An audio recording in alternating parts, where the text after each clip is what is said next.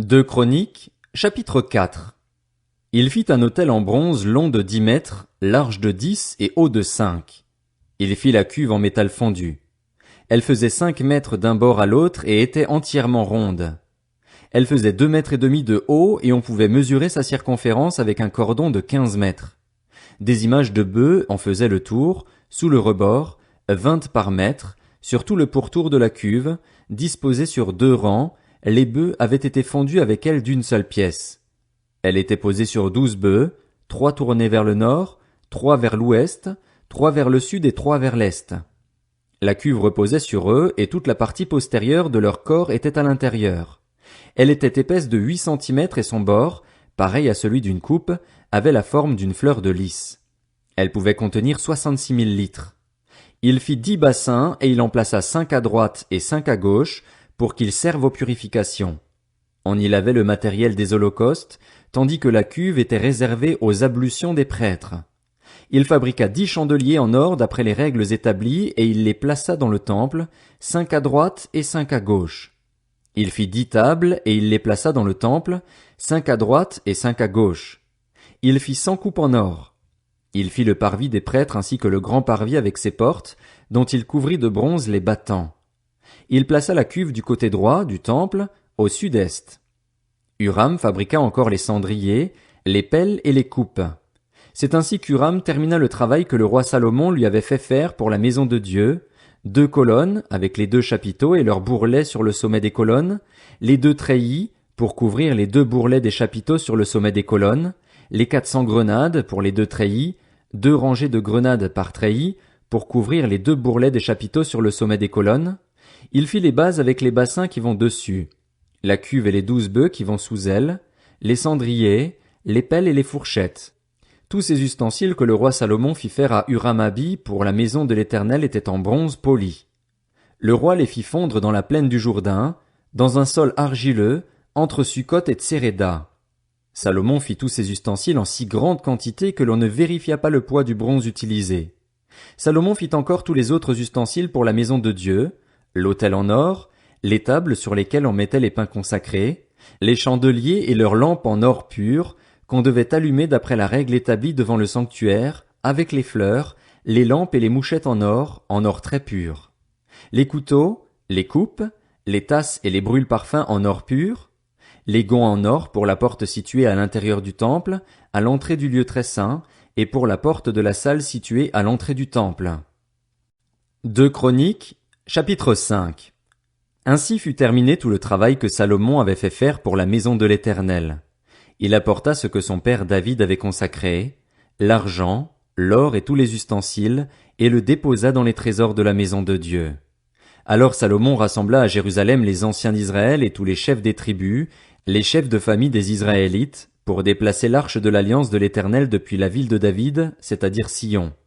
Tous les hommes d'Israël se réunirent auprès du roi pour la fête des tentes, qui se célèbre le 7e mois. Lorsque tous les anciens d'Israël furent arrivés, les Lévites portèrent l'arche. Ils transportèrent l'arche, la tente de la rencontre ainsi que tous les ustensiles sacrés qui étaient dans la tente. Ce furent les prêtres et les Lévites qui les transportèrent. Le roi Salomon et toute l'assemblée d'Israël convoqués auprès de lui se tinrent devant l'arche. Ils sacrifièrent des brebis et des bœufs, en si grand nombre qu'ils ne purent être ni comptés ni recensés. Les prêtres amenèrent l'arche de l'alliance de l'Éternel à sa place, dans le sanctuaire du temple, dans le lieu très saint, sous les ailes des chérubins. Les chérubins avaient les ailes étendues sur l'emplacement occupé par l'arche et ils couvraient le coffre et ses barres. On avait donné aux barres une longueur telle que leurs extrémités se voyaient à une certaine distance de l'arche, devant le sanctuaire, mais pas de l'extérieur. Telle a été la place de l'arche jusqu'à aujourd'hui. Il n'y avait dans l'arche que les 2 tables que Moïse y avait déposées à Horeb, lorsque l'Éternel avait fait alliance avec les Israélites, à leur sortie d'Égypte. Les prêtres sortirent du lieu saint. En effet, tous les prêtres présents s'étaient consacrés sans tenir compte de l'ordre des classes. Tous les Lévites qui étaient musiciens, Asaph, Éman, Jéduthun, leurs fils et leurs frères se tenaient, habillés de fin lin, à l'est de l'autel avec des cymbales, des luths et des harpes. Il y avait avec eux 120 prêtres chargés de sonner de la trompette. À ce moment-là, ceux qui sonnaient de la trompette et ceux qui chantaient, s'unissant d'un même accord pour célébrer et louer l'Éternel, firent retentir les trompettes, les cymbales et les autres instruments, et ils célébrèrent l'Éternel par ces paroles. Il est bon, oui, sa bonté dure éternellement. Alors le temple, la maison de l'Éternel, fut remplie d'une nuée. Les prêtres ne purent pas reprendre leur service à cause de la nuée. La gloire de l'Éternel remplissait en effet la maison de Dieu. 2 Chroniques, chapitre 6. Alors Salomon dit, L'Éternel a déclaré vouloir habiter dans l'obscurité. Et moi, j'ai construit une maison qui sera ta résidence, un endroit où tu habiteras éternellement. Puis le roi se retourna et bénit toute l'assemblée d'Israël qui se tenait debout. Il dit, Béni soit l'Éternel, le Dieu d'Israël, qui de sa bouche a parlé à mon père David et qui accomplit par sa puissance ce qu'il avait déclaré. Il avait dit, Depuis le jour où j'ai fait sortir mon peuple d'Égypte, je n'ai pas choisi de ville parmi toutes les tribus d'Israël pour qu'on y construise une maison où réside mon nom, et je n'ai pas choisi d'homme pour qu'il soit le chef de mon peuple, d'Israël, mais j'ai choisi Jérusalem pour que mon nom y réside, et j'ai choisi David pour qu'il règne sur mon peuple, Israël. David, mon père, avait l'intention de construire une maison en l'honneur de l'Éternel, le Dieu d'Israël, et l'Éternel a dit à mon père David, Tu as eu l'intention de construire une maison en l'honneur de mon nom, et tu as bien fait. Seulement, ce ne sera pas toi qui le feras, ce sera ton fils, celui qui est issu de toi, qui construira cette maison en l'honneur de mon nom. L'Éternel a accompli la parole qu'il avait prononcée. Je me suis élevé à la place de mon père David et me suis assis sur le trône d'Israël, comme l'avait annoncé l'Éternel, et j'ai construit cette maison en l'honneur de l'Éternel, le Dieu d'Israël. J'y ai placé le coffre qui contient l'alliance de l'Éternel, l'alliance qu'il a conclue avec les Israélites. Salomon se plaça devant l'autel de l'Éternel, en face de toute l'assemblée d'Israël, et il tendit ses mains. En effet, il avait fait faire une estrade en bronze et l'avait fait installer au milieu du parvis. Elle faisait 2 mètres et demi de long et de large, et 1 mètre et demi de haut. Il s'y plaça, se mit à genoux en face de toute l'assemblée d'Israël, tendit ses mains vers le ciel et dit, Éternel, Dieu d'Israël, il n'y a aucun Dieu qui soit ton pareil, ni dans le ciel, ni sur la terre. Tu gardes ton alliance et ta bonté envers tes serviteurs, envers ceux qui marchent devant toi et de tout leur cœur. Ainsi, tu as tenu parole envers ton serviteur David, mon père. Ce que tu avais déclaré de ta bouche, tu l'accomplis aujourd'hui par ta puissance. Maintenant, Éternel, Dieu d'Israël, respecte la promesse que tu as faite à mon père David lorsque tu as dit, Tu ne manqueras jamais devant moi d'un successeur pour siéger sur le trône d'Israël, pourvu que tes descendants veillent sur leur conduite en suivant ma loi, tout comme tu as marché devant moi. Maintenant, qu'elle s'accomplisse, Éternel, Dieu d'Israël, la promesse que tu as faite à ton serviteur David. Mais quoi? Dieu pourrait-il vraiment habiter avec l'être humain sur la terre?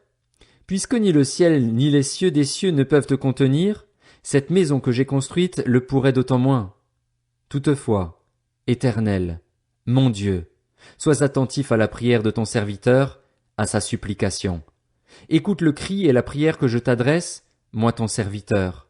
Que tes yeux soient jour et nuit ouverts sur cette maison, sur cet endroit, puisque tu as dit vouloir y faire résider ton nom.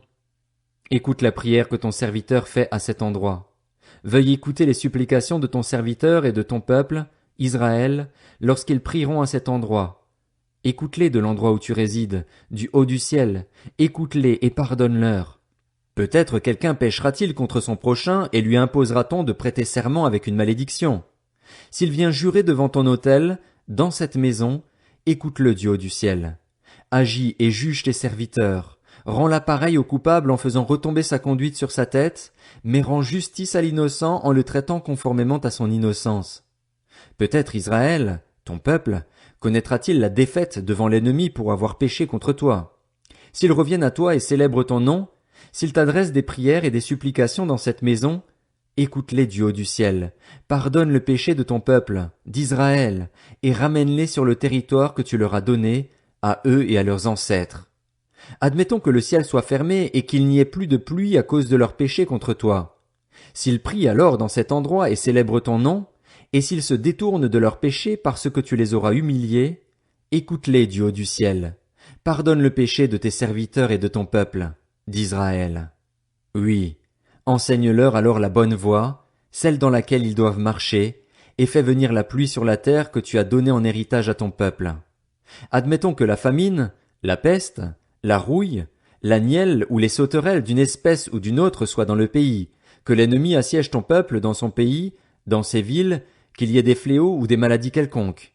Si qui que ce soit, si tout ton peuple, Israël, fait alors entendre des prières et des supplications parce qu'il reconnaît sa blessure et sa douleur, et s'il tend les mains vers cette maison, écoute-le du haut du ciel, de l'endroit où tu résides, et pardonne-lui.